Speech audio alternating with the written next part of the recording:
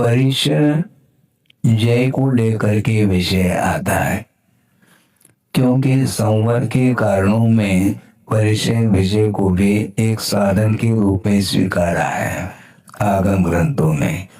जिस प्रकार अणुप्रेक्षाओं के माध्यम से संवर होता है, गोष्ठी समिति धर्म परिचय विजय और ये सारे संवर के साधन रूप सामग्री है, इनके माध्यम से संवर होता है। अब रही बात परिचयों को लेकर के, उसमें एक रोग परिचय भी आता है। वो रोग परिचय के ऊपर विजय प्राप्त करने वाला जो साधक होता है, उसके माध्यम से वह कर्मों का संवर करता है और निर्णय भी उसके माध्यम से होती है। प्रश्न ये था, विषय ये था, गुरुदेव ने ये कहा था, ये बहुत सूक्ष्म विषय है जो कल रखा था, जिज्ञासा हो सकती है कि रोग का प्रतिकार क्या संवर के कारण हो सकता है। रोग का जो प्रतिकार है वह संवर के लिए कैसा कारण हो सकता है, क्योंकि परिचय के ऊपर विजय प्राप्त करने से संवर होता है, नहीं कि परिचय का प्रतिकार करने से।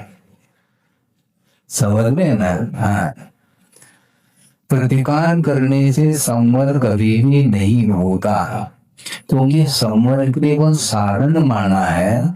परिचय के ऊपर विजय प्राप्त करने से आश्रव रुक जाता है, जिसको संवर बोलते हैं।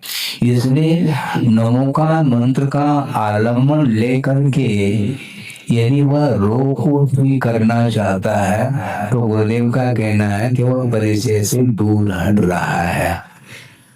हाँ, वह परिचय से दूर हट रहा है, ऐसा उनका कहना था। क्योंकि पंच परमेष्टि की आराधना करिए आप, आराधना के पीछे आपका एम क्या है, उद्देश्य क्या है, तद्गुण लब्धये, ये उद्देश्य माना जाता है। इस उद्देश्य से यदि मान लो पंच परमेष्टि की आराधना आप कर रहे हैं तो आपको रोग आएगा ही नहीं, ध्यान रखो। और आया भी है तो दूर हो सकता है, क्योंकि सही आराधना मानी जाती है। ये आराधना इसको बोलते हैं तद्गुण लब्धि। भगवान, मैं आपके चरणों में आया हूँ, आपकी मैं वंदना कर रहा हूँ, आपकी उपासना कर रहा हूँ, इसके पीछे मेरा एम क्या है, लक्ष्य यही है, तद्गुण लब्धये। भगवान, आपके जैसे मेरे भीतर जो गुण हैं उनको अभिव्यक्त करने के उद्देश्य को लेकर के मैं आपकी आराधना कर रहा हूँ। और मान लो पूर्व कर्म के उदय से यदि रोग आदि आ भी जाता है तो रोग दूर करने के लिए औषधि का उपचार करो। औषध के माध्यम, क्योंकि 4 प्रकार के दान का भी उल्लेख है आगम में, तो औषध दान के माध्यम से वह रोग ये कर सकते हैं। किंतु नमोकार मंत्र का आलम्बन लेकर के रोग को ठीक करना उपयुक्त नहीं है, क्योंकि पंच परमेष्टि का आलम्बन आप रोग को दूर करने के लिए आलम्बन ले लिया तो संवर तो नहीं हो पाएगा। एक बार की बात है, कह देता हूँ। ठंड की बात, बहुत पुरानी बात याद आ गया आपके पुण्य के उदय से। हटा की बात है, उस समय मैं छुल्लक था, 3-4 छुल्लक थे और स्वाध्याय गुरुदेव करा रहे थे और स्वाध्याय कर लिया, हो गया। तो इसके बाद यज्ञापथ जो प्रतिक्रमण होता है आहार के पश्चात, उस समय गुरुदेव छत पर बैठे थे और हम लोग भी गए और आहार ठीक हो गया, ये सब बोल दिया, वंदना वगैरह की। उसके बाद प्रतिक्रमण चालू हो गया।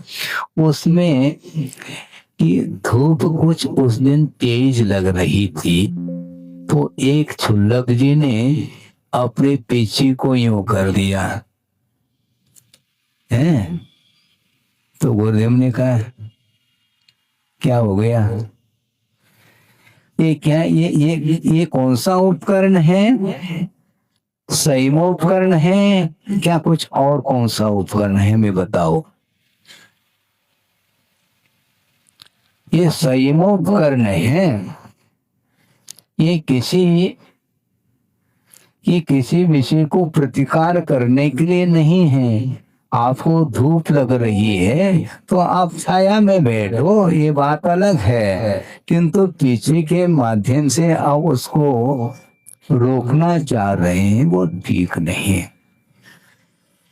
अर्थ क्या हुआ, वह संयम का उपकरण माना जाता है, उसके माध्यम से संयम का ही अनुपालन होता है। उसी प्रकार पंच परमेष्टि की आराधना के माध्यम से कर्म का ही क्षय करने के उद्देश्य से उपासना करनी चाहिए। उसका आलम्बन लेकर के कुछ दूसरा कार्य करना चाहो तो वो आलम्बन ठीक नहीं। आप व्यवसाय के समय पर व्यवसाय करिए, किंतु आप एक छत्र लगा रहे हैं, उद्देश्य हमारा दुकान, हमारा मकान, हमारा परिवार भला फूला रहे, इसलिए एक छत्र आपने लगाया है। इसके माध्यम से क्या होगा, कर्मों की निर्जरा होगी, जबकि पुरुषार्थ कहा है, अर्थ पुरुषार्थ करिए, व्यवसाय के समय पर व्यवसाय करिए, किंतु व्यवसाय भगवान को नहीं बनाना, व्यवसाय के लिए आलम्बन के रूप में नहीं। भगवान की आराधना प्योर आराधना मानी जाती है।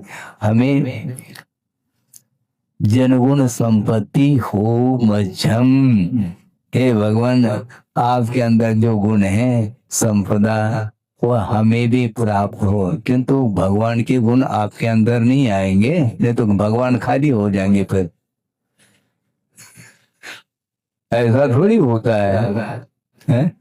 वो लेन देन नहीं हो सकता, उसमें गुणों का आदान प्रदान संभव नहीं है। आप आहार दे दो और हम अपने अंदर से गुण आपको बदले में दे दें, ऐसा कुछ होता है क्या? नहीं हो सकता। गुणों का तादात्म्य संबंध होता है गुणी के साथ। गुण और गुणी का जो संबंध है वह उसका पृथक अस्तित्व संभव ही नहीं।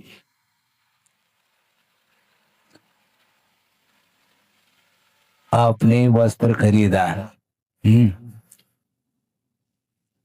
कौन सा? सफेद। हम कहना चाहते हैं केवल सफेद को खरीदना, वस्त्र नहीं खरीदना, ऐसा संभव है? क्योंकि वो गुण है, कलर उस पदार्थ से पृथक नहीं हो सकता। वह रंग, वो जो गुण है, वो जो पर्याय है, वह द्रव्य से पृथक नहीं हो सकता। उसी प्रकार जिनेंद्र भगवान के अंदर जो गुण हैं, वो सारे सारे गुण किसी को दिए नहीं जा सकते हैं, देने योग्य वस्तु है नहीं।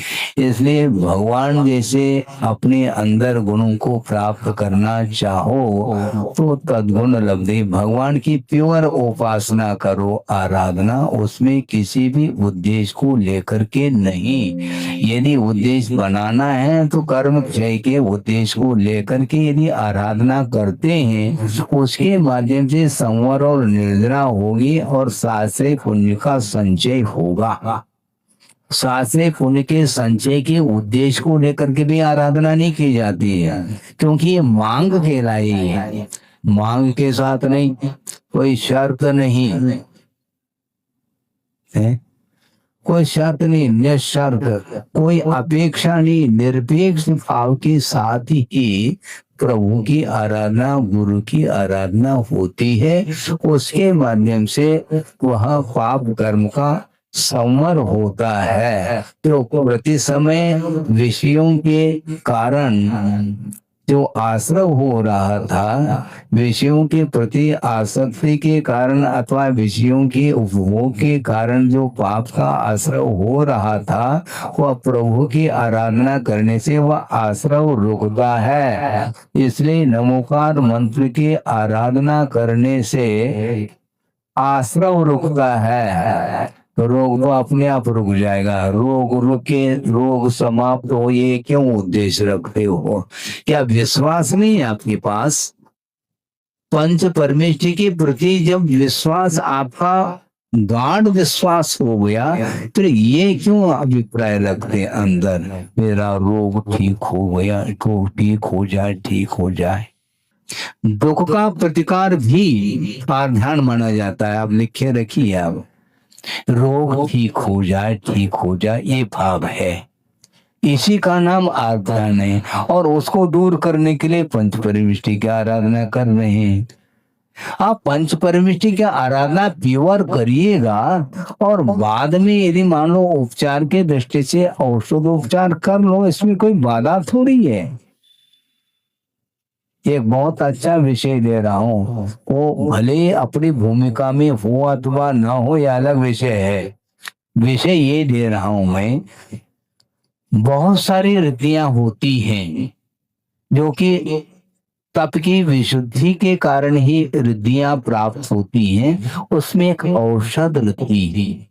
अब सोचना, एक मुनि महाराज है और तीव्र कर्म के, असाता कर्म के उदय से भयानक रोग हुआ है, और वो साधना में इतने लीन हो गए, रत्नत्रय की निर्दोष चर्या पालन करने के लिए वो कटिबद्ध है, और निर्दोष रत्नत्रय की आराधना के माध्यम से उनको औषध रिद्धि प्राप्त हो गई।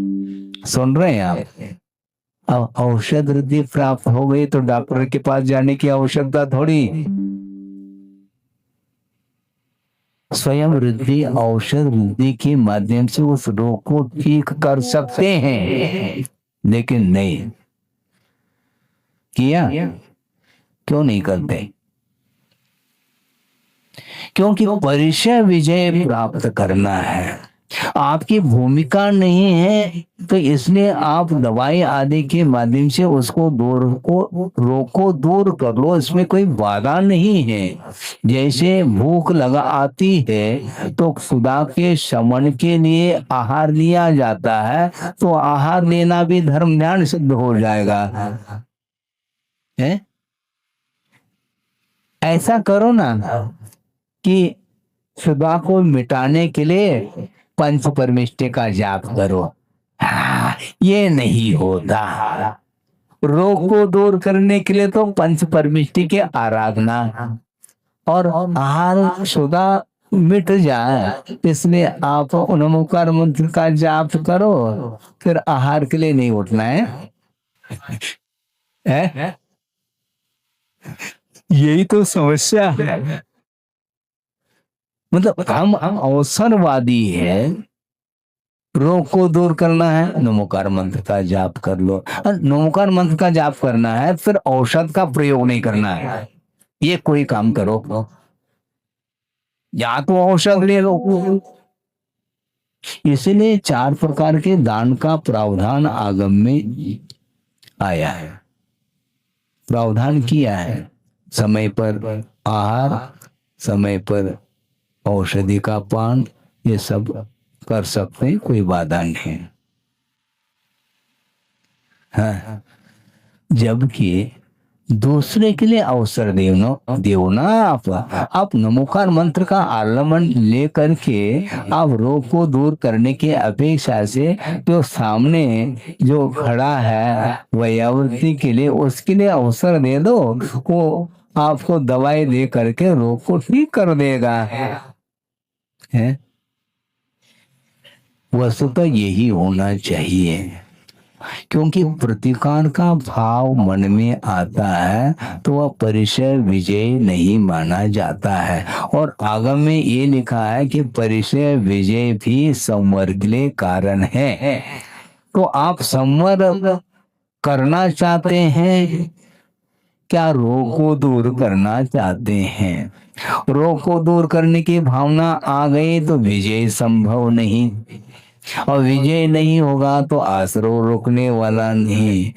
तुम्हारा हमारी भूमिका है, आपकी भूमिका है, आप भूमिका के अनुरूप करो, किंतु वस्तुतः है क्या इसमें तथ्य। क्योंकि वो, इसलिए गुरुदेव कहते हैं कि अपना अनुभव मत बताओ, आगम दिखाओ। तो हम आगम को दिखा रहे हैं। हाँ, आगम में यही लिखा है। हाँ हाँ हाँ। उपयोग क्यों क्यों उपयोग हमें क्या, वो क्या कर रहा है, उपयोग क्यों बदलना। इसका अर्थ वह असह्य वेदना हो रही है, उपयोग को डाइवर्शन देना भी परिचय से दूर हटना है। ये ध्यान रखो। भूख लगी है, ठीक है, लगने दो। हाँ हाँ, बहुत बढ़िया। हाँ हाँ हाँ, ठीक है ना। फिर स्वाध्याय भी आवश्यक नहीं, क्योंकि बोल गुण नहीं है ये उत्तर गुण है। ये ध्यान रखो। आप आए हैं, हमने देखा नहीं था। वो मूल गुण नहीं है, वो कंपल्सरी नहीं है। तो ये स्वाध्याय कंपल्सरी है क्या। बल्कि आचार्यों ने श्रवण के लिए स्वाध्याय को कंपल्सरी नहीं रखा। 28 मूल गुण के अंतर्गत 6 आवश्यकों का उल्लेख किया।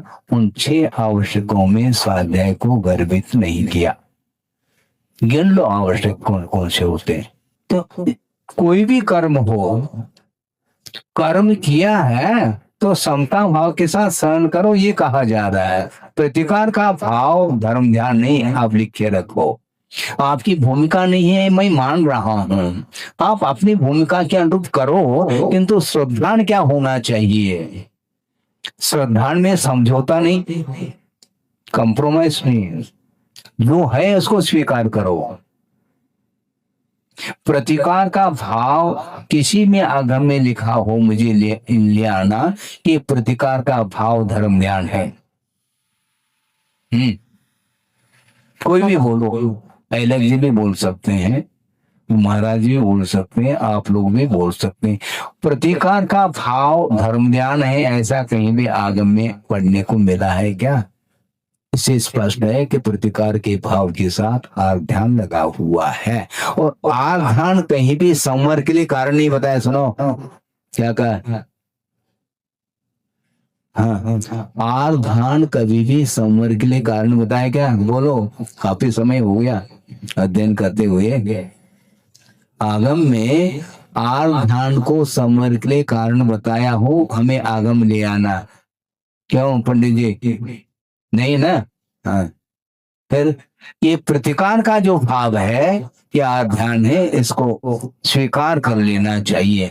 आप बर्दाश्त नहीं हो रहा है, इसलिए आप उच्चार कर रहे हैं, आप करिए। हाँ हाँ, प्रतिकार को कहीं भी धर्म ज्ञान की संज्ञा दी नहीं है।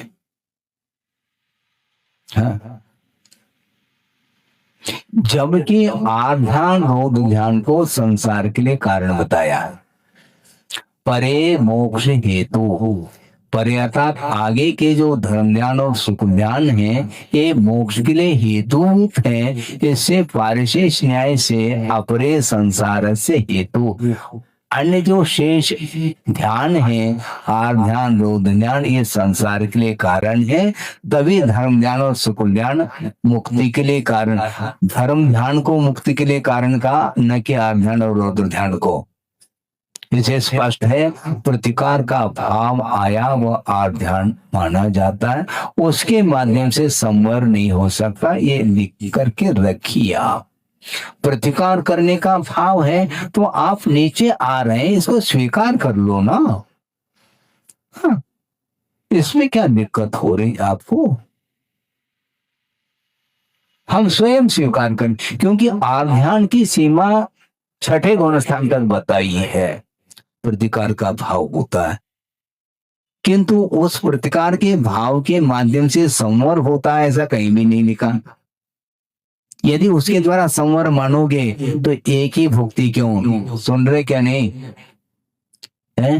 यदि आहार लेने से धर्म ध्यान हो रहा है या आहार लेना ही धर्म ध्यान है, तो एक बार क्यों, जितनी बार आप लेंगे उतनी बार धर्म ध्यान का अवसर मिलेगा आपको। फिर एक भक्ति या शर्त क्यों? इसलिए प्रतिकार और ध्यान। हाँ, किसका प्रतिकार? दुख का प्रतिकार और ध्यान। और दुख को सहन करना सोमवार के लिए कारण परिचय विजय है, और मजबूत हो रहा है ये विषय। हमें तो मजबूत है, आप लोगों को मजबूत। आप श्रद्धान का विषय तो कम से कम बनाओ।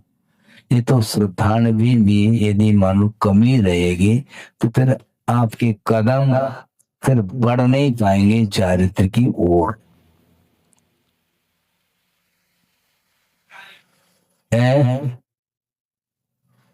हाँ ठीक है, आप प्रतिकार कर सकते करो, किंतु वह प्रतिकार करना उस प्रतिकार के समय पर संवर नहीं होगा, ये भी लिख करके रखो आप।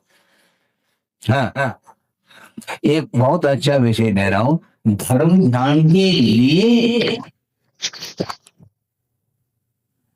आहार लेना, और आहार लेना ही धर्म ध्यान कहना गलत बात। धर्म ध्यान के लिए हम आहार ले रहे हैं इतना क्षम्य है, किंतु आकर के प्रतिक्रमण क्यों करता है श्रवण? जब आहार लेने से धर्म ध्यान ही हो रहा है तो धर्म ध्यान करके आया हो, फिर प्रायश्चित ले लो, प्रतिक्रमण कर लो, ये सब क्या मामला है?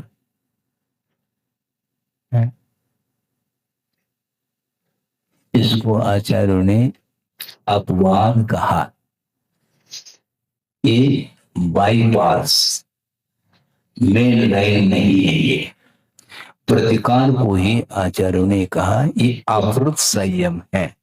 आप सुन रहे हैं? अवृत संयम और उपेक्षा संयम दो प्रकार का संयम होता है। अवृत संयम में प्रतिकार होता है। समझने के लिए श्रवण की भूमिका में क्या होता है वो आपके सामने रख रहा हूं, आपकी क्या स्थिति है आप जानो।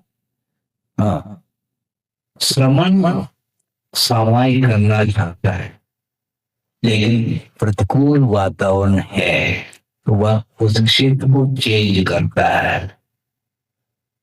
यहाँ पर बहुत ठंड लग रही है, यहाँ पर बहुत मच्छर है, सामायिक नहीं हो पाएगा, इसलिए वह स्थानांतरित हो जाता है। इसको कहते हैं अपहृत संयम।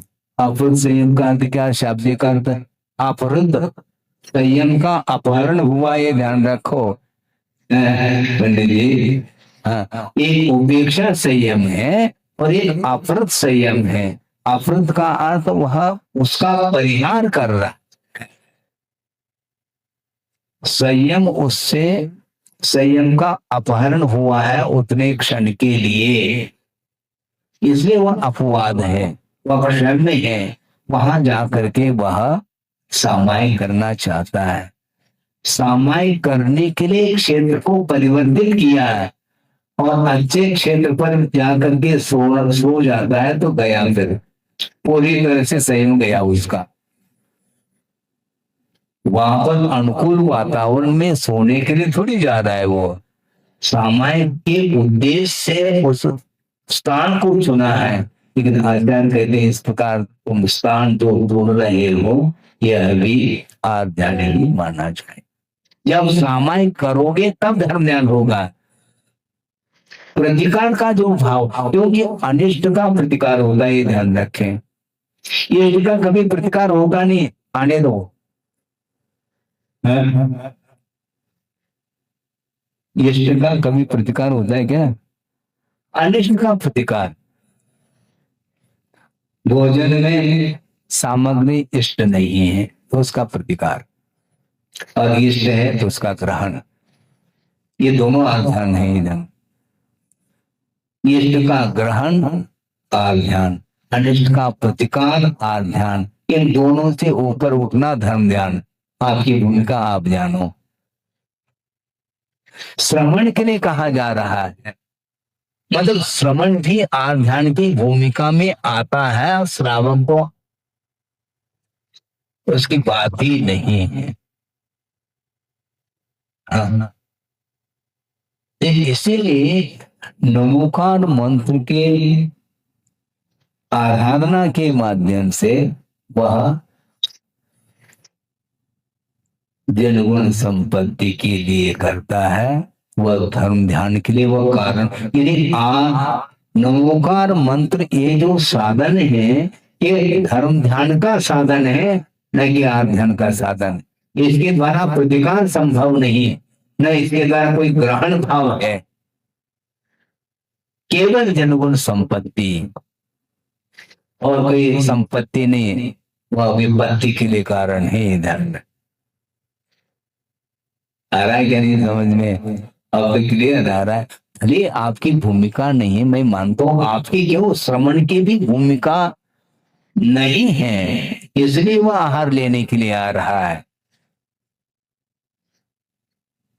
और जो मान लो 1 महीने तक उपवास करके बैठे हैं, तो उनके लिए, उनकी जो निर्जरा, उनके लिए जो संवर हो रहा है, वह प्रतिदिन जो उठ रहा है उसके लिए संभव है क्या? आहार लेना धर्म ध्यान है तो करो ना। तो जो उपवास है 1 महीने से, वह धर्म ध्यान नहीं कर रहा है, क्योंकि आहार के लिए नहीं उठ रहा है। वो आहार के लिए उठना धर्म ध्यान हो गया, तो 1 महीने के लिए धर्म ध्यान से वंचित है क्या वह श्रमण? आप कहना क्या चाहते हैं? ऐसा नहीं। प्रतिकार का भाव जो आया है वह अनिष्ट का प्रतिकार होता है, क्षुधा सही नहीं है।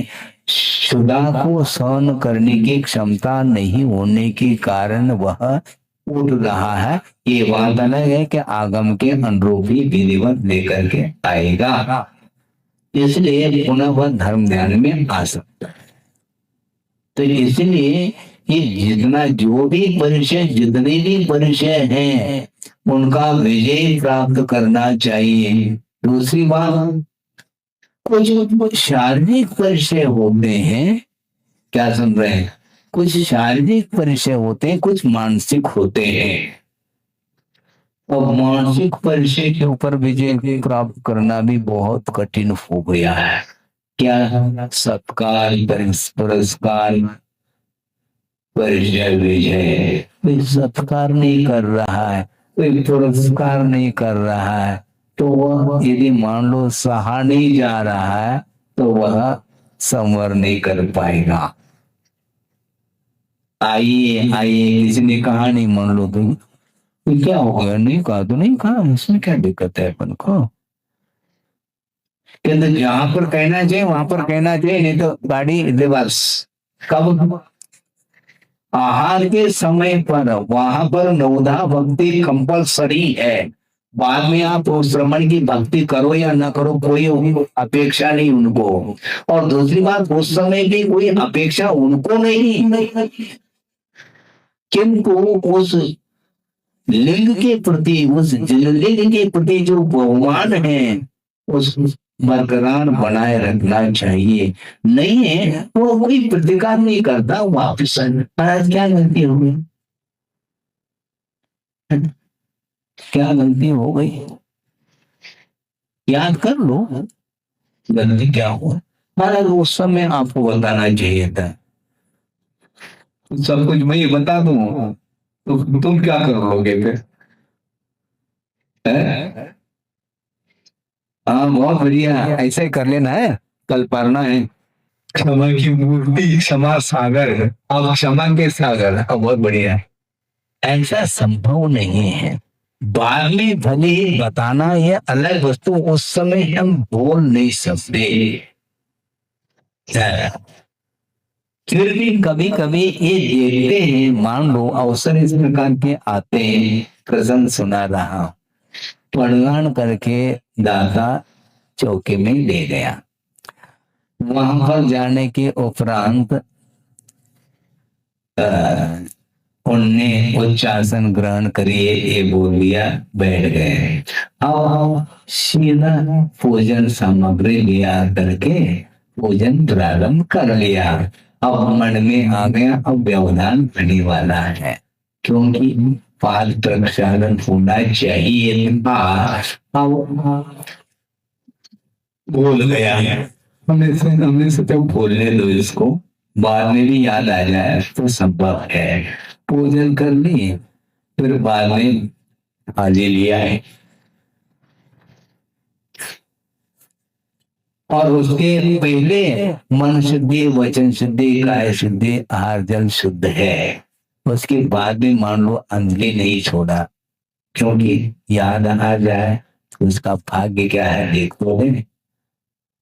बार बार शुद्धि बोल रहा है, अंजलि छोड़िए महाराज, अंजलि छोड़ नहीं रहे। हाँ, अंजलि नहीं छोड़ रहे, थाली दिखाओ।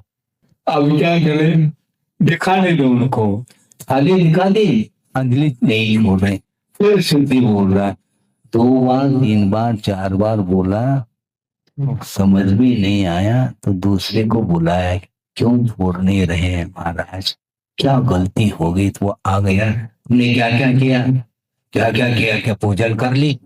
तो उन्होंने कहा कि पाद प्रक्षालन, हाँ पाद प्रक्षालन नहीं किया। इतना अवसर हमने दिया है, ध्यान रखो।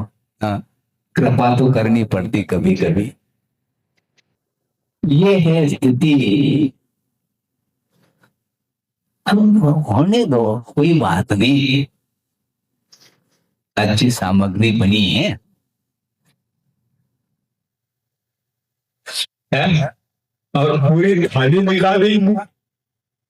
अब गाड़ी रिवर्स करना ठीक नहीं, करके आऊं तो अच्छा, बाद में हम एक क्लास ले लेंगे, ऐसा नहीं हो सकता। इसलिए आचार्य कहते निरीह वृत्ति होती है साधक की, वहां पर मिले अथवा न मिले इससे कोई प्रयोजन नहीं, किंतु विधि में मान लो कमी है, उसको हम स्वीकार नहीं करेंगे। हाँ, बाद में यहाँ आने के उपरांत मान लो वो समय पर आ नहीं रहा, समय पर वो आकर के वैसे ही बैठ गया, मान लो नमोस्तु तक नहीं किया, हमें कोई प्रयोजन नहीं है, वो समय प्रयोजन है।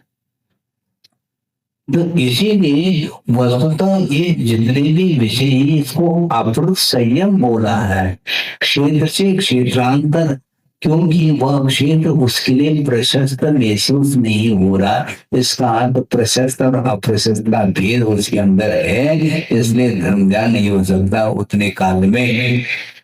तो यहाँ से दूसरी जगह पहुंच गए, मंचन के कारण वहां, यहाँ से मंचर वहां उड़ करके आ गए।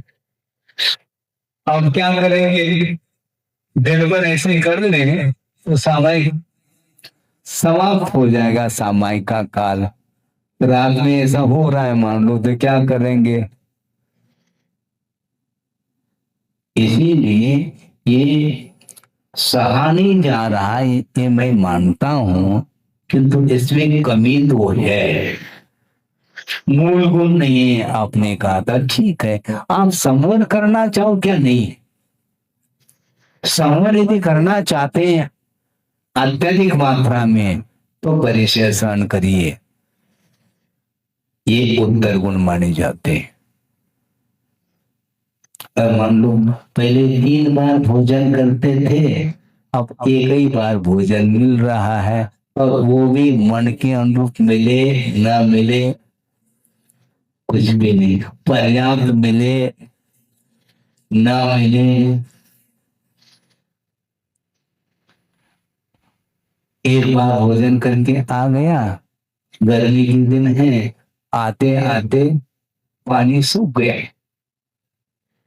लो लपट चल रही है, 1 किलोमीटर जा करके आने में और आते आते पानी समाप्त।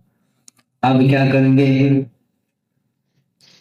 परेशान सहन करो। अब तो मूल गुण है ना महाराज, मूल गुण है क्या? 24 घंटे के बिना नहीं, यह मूल गुण है, बीच में नहीं मिलेगा। बीच में क्या मिलेगा? 24 घंटे के बीच में क्या मिलेगा? परिचय मिलेगा, उसको सहन करो, वो उद्देश्य अलग है। क्योंकि आपकी भूमिका ही अलग है। जब श्रवण की भूमिका में भी ये दशा हो रही है तो श्रावक की कथा क्या करें हम, वो कथनी है विषय है, वो कथा उसकी कर ही नहीं सकते हैं क्योंकि उसका मन लगता ही बहुत जल्दी। इसलिए हमने ये कहा था शुरुआत में कि प्रतिकार इष्ट का नहीं होता, अनिष्ट का होता है, इसको लिख के रखो।